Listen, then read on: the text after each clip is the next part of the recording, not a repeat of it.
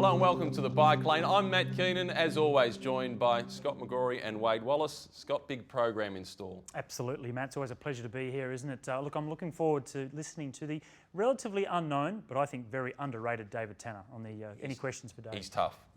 I'm looking forward to the healthy living tips with you today, doing the ergo tips for summer crit training. Yeah. Turning the microphone and the camera on to Scott McGrory. Let's see what he's got to offer.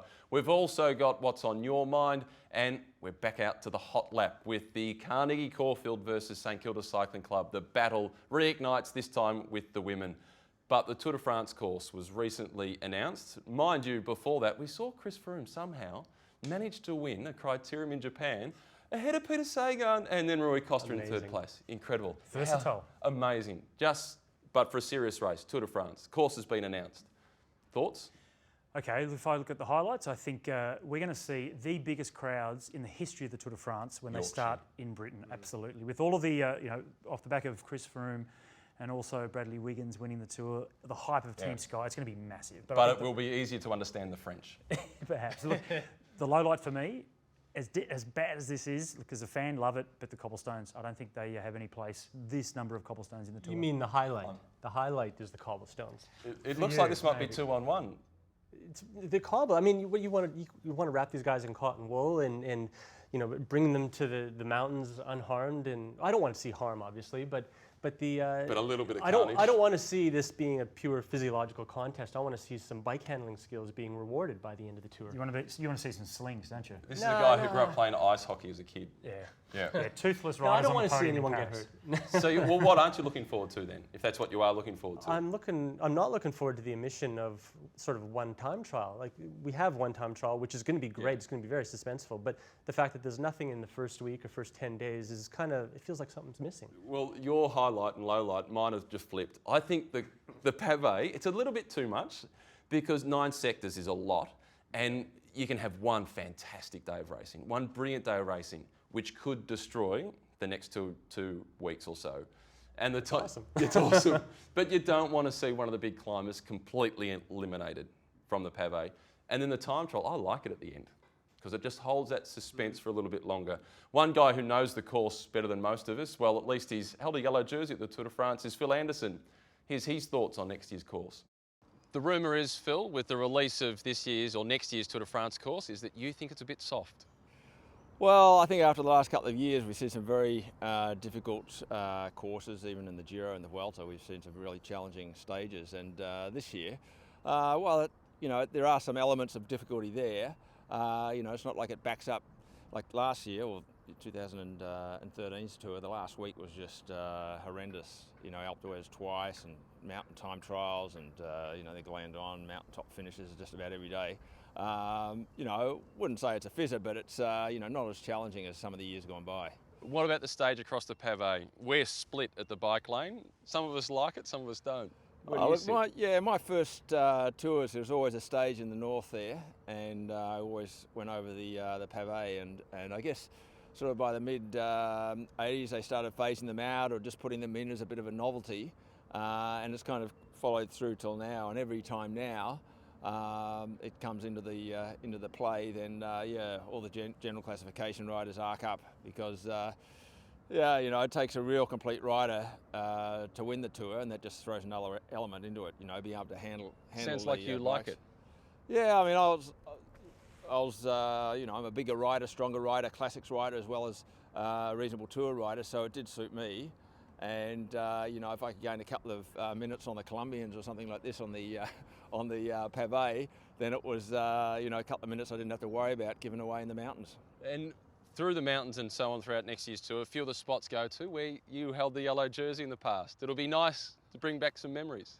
Yeah, no, it will be. When I saw the route when they announced that there was going to be a mountaintop finish at Plateté in the Pyrenees, I have great recollections of getting my first jersey and my first tour there back in the early 80s. And then again the next year in Nancy, it was on like the second or third day. I think it started in Switzerland that year and came across into France. And the first stage into France, the jersey and nicer. Yeah, so it does bring back some great memories, and you know, I will be walking down memory lane this year for sure. What's it feel like for you when you see a guy like Simon Gerrans take yellow? You're involved in his career early, and there's that strong connection, plus of course the yellow jersey itself. Oh, look, it's you know, I'm still, you know, have the hairs on my back standing on end, because it's fantastic to see how Simon has progressed through the years, and you know, with every win, I just think it's you know, it's unbelievable, because, you know, while he is obviously very talented, I never predicted that he'd go this as far as he's gone, and who knows? I know he's disappointed at missing out the Worlds, and you know, to think that, you know, maybe he's a potential world champion. I don't know, but you know, it wouldn't surprise me. Well, looking forward to next year's tour and hearing the chants, which still exist, of Skippy whenever you walk down the street on the tour. Thanks for your time, Phil. Thanks very much, Matt.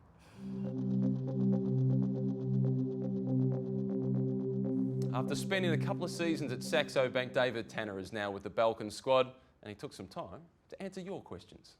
Okay, David, is being a pro better than working at Cafe Racer? Certainly I prefer to be a professional cyclist, but when I was in the amateurs it sort of allowed me to make ends meet while I was back in Australia. What's more important to getting results, ability or team culture?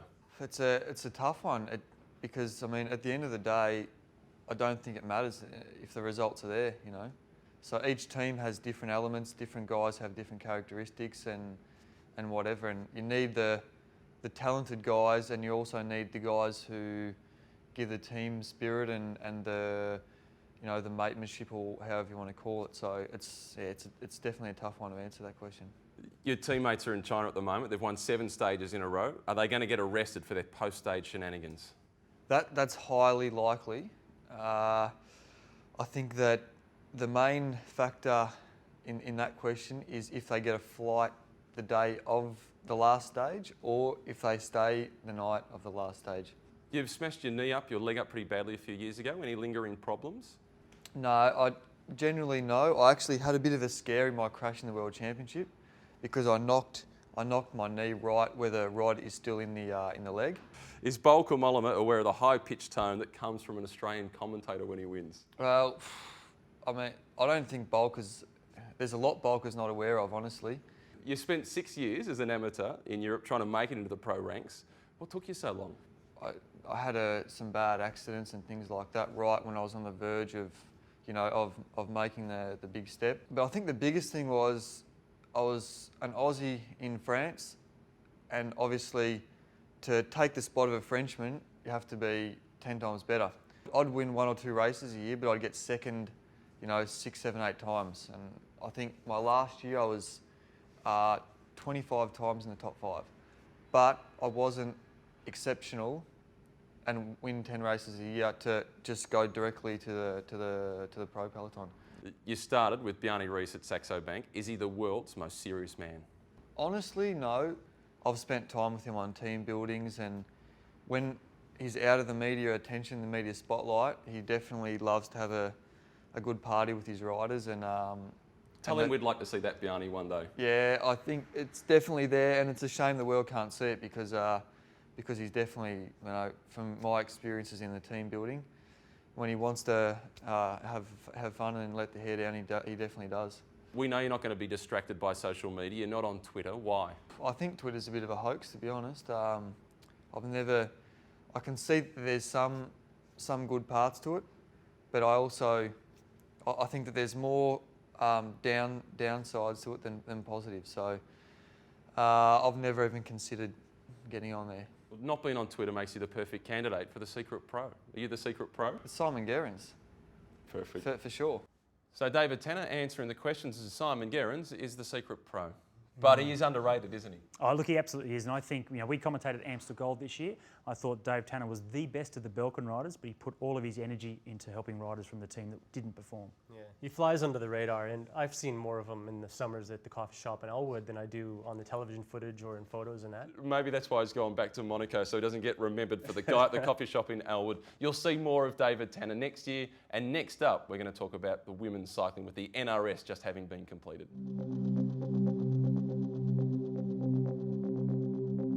We've had Copy and Bartoli, Lamond and Hinault, Wiggins and Froome. This year at the National Road Series, it was Garfoot and Corset. I'm joined by Rebecca Dicello. The battle between those two was an intriguing one. Oh, it was an amazing battle, wasn't it? It's great to see for the women's cycling. It came down to 3 points for the Tour of the Goldfields, and it was an unbelievable race. The big thing that we've seen with those men that I spoke about before, though, they've been rivals on the same team, but they stayed on the same team. These two girls, so little could they get along, they swapped teams mid-season. What happened? They did. Well, it's fierce. Women, we want to win just as much as what the men do, and they both realised that they were able to win the NRS title. So halfway through the season, Katrin Garfoot left the Pensar team and has gone over to the VIS team and able to get the support there and go for the win for the NRS title, and she got it. So. And then we saw at the Tour of Goldfields, which was last weekend, we saw those two mark each other so much. It was a bit like Contador and Schleck when there was a stage to Axois Domain a few years ago, and they lost 2 minutes. And they lost the race because they were racing for the series. But it was a good race. Oh, exactly. And, Corset brought Garfoot back into the second bunch and said, well, if you're going to sit on me, I'm just going to bring you back, and got no chance of winning the overall. But her team still won the overall of the Tour of the Goldfields. But it also made way for other teams to be able to also ride aggressively and see other riders get out there and say, well, we don't mind what you're doing. We're actually still going to be aggressive and ride. And we saw some fantastic results. And for us too, with the Cycling Victoria Women's Development Team Breeze, we had some great results, some attacking rides. And on the last stage, we got our rider up into third position, Tessa Fabry. So Good result. It's fantastic. Great result. And we've seen Peter Sagan with the bum pinching incident. You guys at Cycling Victoria, there's no podium girls, and you've got equal prize money for the state level races between men and women, and you're lobbying the clubs as well. How's that going? Oh, fantastic. I've seen a lot more women racing, and the men actually haven't queried really about the equal prize money. And so we've seen a lot of support, and you can see that now too, we've got equal prize money on many of the Cycling Victoria races, and we're hoping that it'll come across for all of the Cycling Australia events too, and also on the world stage too, with Tracy Gaudry now trying to rally for the equal prize money too. So we're really, it's really going in the right direction. It was a great series, the National Road Series this year, and the key to it was the rivalry between Garfoot and Corset. Wade and Scott, how are you two getting along? Well, Matt, I'm still leading the hot lap. How about you, Wade? Well, Movember starts tomorrow, Scott. We'll see how that competition goes. Okay. Well, look, hey, on the Garfoot and Corset rivalry, I've been trying to get a bit more goss into that to see exactly what really went on. No one's saying anything, but look, I think it's really good for the NRS. It'll build the profile. Well, what I'm looking forward to is listening to you give us some ergo tips for the crit season coming up.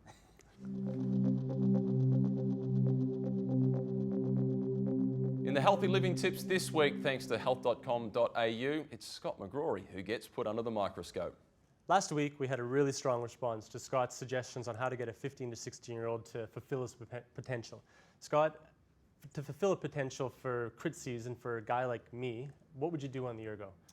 Okay, the ergo. Not a lot of people like training on the ergo, but it is such a good training tool. And we know that in the criteriums, a lot of times they come down to a bunch sprint, and out of every corner, you're sprinting out of the corners, you're sprinting across gaps. Not many riders pay enough attention to actually sprinting. So you do a sprint session on the ergo. One of the things that I always enjoyed doing, not because I didn't actually really enjoy it, but I liked doing it because I knew that it was going to get me some gains, was 15-second seated power efforts with only 1 minute and 45 seconds recovery. So that is seated, put it in the biggest gear on the bike and just absolutely smash it for 15 seconds, which you can't technically do. So you've got to do it like a little mini pursuit.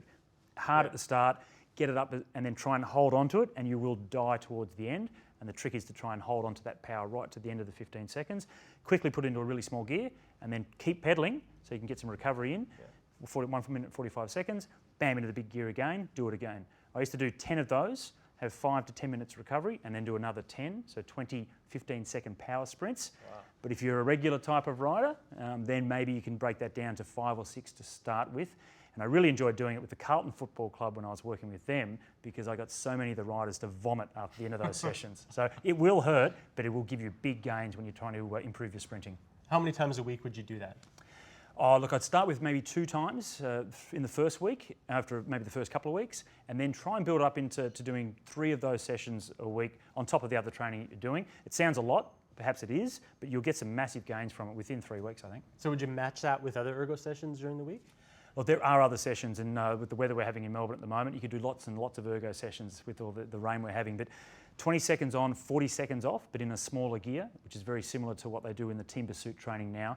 And the team pursuit riders are often the best in the criterium, so you can do those sorts of sessions as well. Okay. 2 a week, 1 a week? I would say 2 for those and 3 of the power efforts, the 15-second ones, yeah. Very good. It doesn't sound easy. It's not easy, but hey, cycling isn't. It's the toughest sport in the world. But if you keep working hard at it, you certainly improve.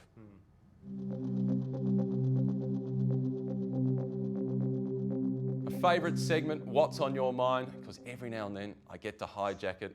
And what's on my mind? What's on Scott McGrory's mind?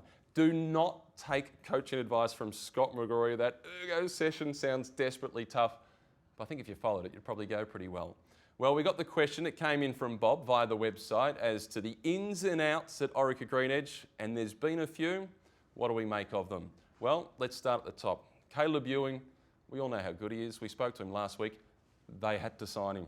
If management didn't get Caleb, there would have been a lynch mob out to get management. So they've got Caleb. Good result.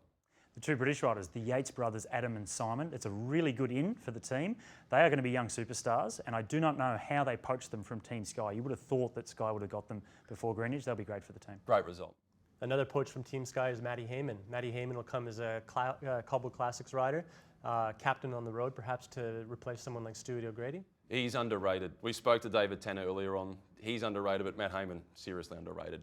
Esteban Chavez, another Colombian who's at that World Tour level now. He was the winner of the Tour de Avenir in 2011. He can climb. The Colombians are flavour of the month at the moment because of the results of Nairo Quintana. Australia has been in that position in the past. This guy's good. Look, another guy that can climb pretty well as well is Ivan Santa Romita. Now, he had troubles at BMC, had a run-in with Cadel Evans, wanted to get out the door. I think he tried. He did try a little bit. Won the Italian Championship before he went. He's going to be a really good asset to Orica-GreenEDGE as well. Nice jersey to have. Another in is Damien Howson, strong time trial champion, under 23, world champion. Kind of follows suit with a lot of the other Australian, like Durbridge, for example. Yeah. And he can climb as well. Yeah, he's well-rounded. Now the outs. Travis Meyer did not have his contract renewed.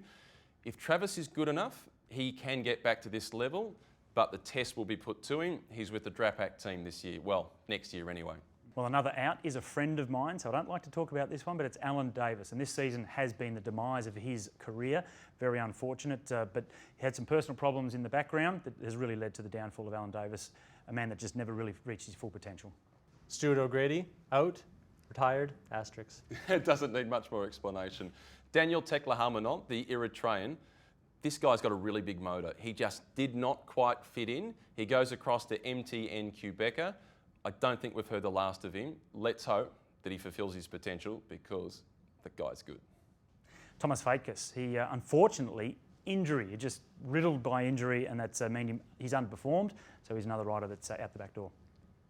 Sebastian Langdeveld, he's out as well. He's going to Garmin Sharp, and he was Orica-GreenEDGE's Classics hopeful, wasn't he? Yeah. He's gone over to Garmin, and hopefully he'll have a little bit better support for his I think he's Classics. a loss. I think Sebastian Langeveld's a loss for the team.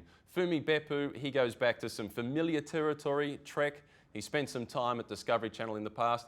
He was actually a bit critical of the team. He thought that Orica-GreenEDGE was too much fun. Too much fun. Well, I think that's one of the reasons that Langeveld left as well. He was prepared for a regime like it was at Rabobank. Another rider that's out, 2003 green jersey from the Tour de France, Baden Cook. Quite controversial. He wanted to stay, but they didn't want to keep him, and unfortunately they'll be missing his experience, but perhaps he just wasn't quite performing to the level that they were paying him, I guess. He'll be missed on the team bus. He's good fun. And Wes Salzberger. Wes Salzberger, yeah, he's out, and he's possibly from going to Drapac, from what I understand, but not quite yet. And that's going to be kind of not exactly a step sideways for him. No, that's definitely a step back for Wes Salzberger. He is better than that. He was front group in the first few stages at the Vuelta this year. Wes only has himself to blame for not having his contract renewed. It was more what he did last year. He's better than that. Drapac should give him a chance, and he can get some good results. But you get the opportunity to ride with all of the ins, but not the outs, because the Orica-GreenEDGE team, they have a winery ride the first weekend of December. It's a rare opportunity to go and ride with the team. Oh, it's a unique opportunity. It's the River and Ranges winery ride. It's at Ngambia at the Mitchelton Winery, owned by Jerry Ryan. And I went there once. I liked the wine. I brought a couple of bottles. Jerry brought the winery. It's a beautiful place, isn't it? And also the Orica AIS women's team will be there as well. So you've got the opportunity to ride with all of the GreenEDGE and Orica-GreenEDGE, Orica AIS riders. So it is unique. I think throughout the world. That you get this kind of opportunity to mingle, have a glass of wine, perhaps after the ride, with all of the professionals. But they're not too much fun. Not too much. No, you got it. Not too much fun. So next up, we're going out to the hot lap to see if somebody can beat Scott McGrory, but we're not going to have too much fun now.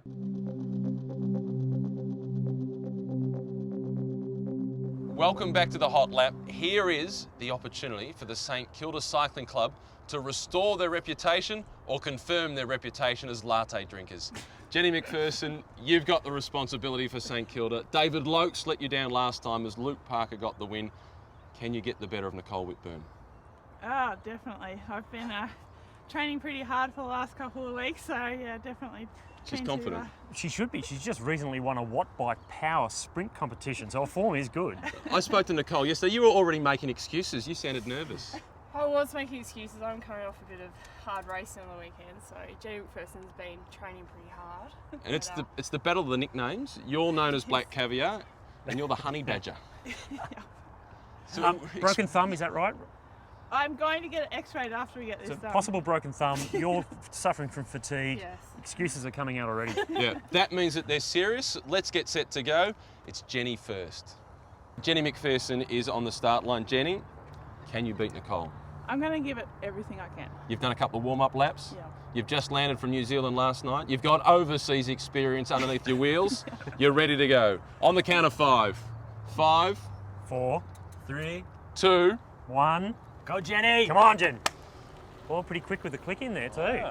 And that's critical. It is. We saw with Danny Frawley, he was really just staggering on the pedal trying to get it in and was pumped. Don't underestimate Jenny McPherson. She's been a stage winner at the Bay Crits. And this is a course she races on a fair bit.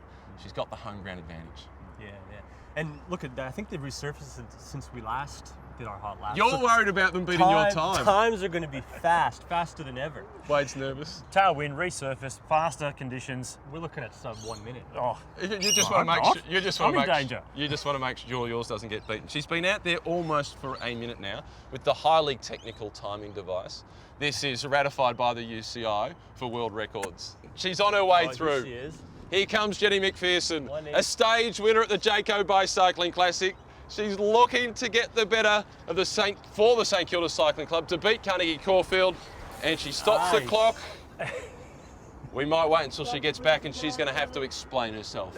The key thing here is to catch them out of breath and with no defence. Jenny, How does that feel? what do you think you did? What do I think? What do you think you did? Did I beat McGrory? No, you didn't beat, you didn't beat Scott. You start with a 1, then there's a 2, so 120, Yeah. 128, Okay. 128.7. All right. how tough is it out there? Oh my God, your legs are just exploding up that coming around the corner. I see you guys to go, oh my God. It's a bad sight to see us, is it? I clipped a tree coming around the bottom corner there. I was like, oh, I kept it upright. That shows commitment. Well done. Yeah. How was the back corner? I had the walkers on their little ski things. I had people on bikes. I was just all a bit crazy, but I got through there smoothly enough. You've done well. Thanks for joining us after making the trip back from New Zealand yesterday. Jenny McPherson with 128.7. Next week, Nicole Whitburn flying the flag for Carnegie Caulfield.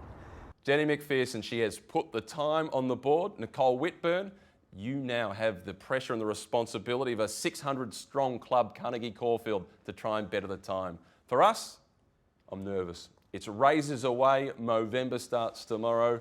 What are we going to do? Whoa, we've got to host some functions during the spring racing carnival. I'm How are we genuinely gonna do that? nervous about it because I might look ridiculous. It's going to be Wade? nasty, isn't it? It's growing a mow. I've never grown He's a gonna mow be nasty. before. Yeah, probably. You guys are going to look horrible. Yeah, we could look pretty ordinary. Or manly. Well, and you're going to look good, are you? I'm going to grow a great mow. I have confidence. Time will tell. I look forward to the start of December already. Thanks to Beck for joining us and talking about women's cycling. Dave as well, Dave Tanner with any questions for Dave. Send your suggestions for that segment as well. And keep lobbying Greg Henderson to beat his time on the hot lap. Thanks to Northside Wheelers for hosting us, along with Shifter Bikes. They put in as well with the interview with Dave Tanner. And to you for watching. Keep the feedback coming. Join us on Twitter and Facebook. Until next week, bye for now.